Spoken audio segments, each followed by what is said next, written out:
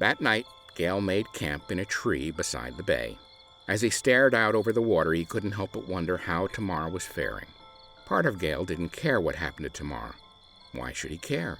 The fool tried to kill him. But another part of Gale couldn't help but remember why wardens were never sent into the thickle alone. In this jungle, death lurked in every shadow. No one could watch in front of them and behind them at the same time. That required a partner. In that tranquil yet confused moment, as Gale stared out into the calm waters, he recalled something that happened to him long ago at the edge of the thickle. Gale adjusted the way he was sitting to find some measure of comfort. A small thorn punctured the flesh of his palm. It was too small to be soapwood, too big to be conethorn, not shaped right to be canvas, and those were the only poisonous thorn bushes that would grow this close to a spring. Confident that he was safe, Gale went back to helping his father watch the boundary. They were sitting in thick underbrush in a small hiding place. It was late, but not as dark as it usually was this far into the night.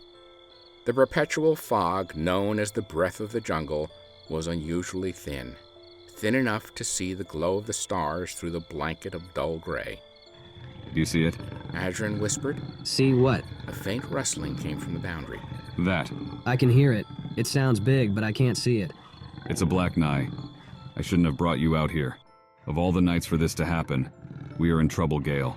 I had hoped that you would be at least 16 or 17 before you had to face one of these. Ganji is not strong enough to outrun a Black Nie while carrying both of us. He knows it. That's why he hasn't called for help. But if he doesn't howl, the other wardens won't come and help us fight the Nye. It's getting closer. Following our scent. We need to get to our shooting positions. Backing through tunnels in the underbrush, Gale and Adrian slowly emerged from the foliage with bows in hand, arrows notched. They had cleared the vines here, creating an open area large enough for them to shoot without getting tangled. Just remember what I have taught you, and we will get through this. Focus. Make every arrow count. I still can't see it, and it sounds like it's getting close. Gale was breathing hard. Adrenaline roared in his veins. This was life or death. This was what Gale had always wanted. This was what it meant to be a warden. There, to the right of the larger tree, that shadow. Gale could see it. It was blacker than the darkness of the midnight thickle. It could only be a beast on the hunt, lurking through the brush, coming ever closer. It's so big. It must be the size of a house. Can you hit it, Gale? Can you distinguish it enough to hit it? Yes, I can. Good.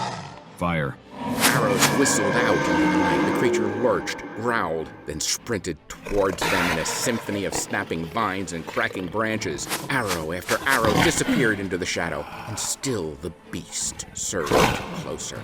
The Nye was bigger than he thought. The arrows weren't piercing its hide. Hold, Gale. Remember what I taught you about cats. Their eyes are like flames in the dark. Aim for the flames, Gale. Sure enough, orbs of mesmerizing light materialized from the darkness. Those flames were calm and steady. These flames gleamed with intelligence and hunger. Hold, Gale. Hold. We have to hit its eyes or it will kill us both. Hold. Gale.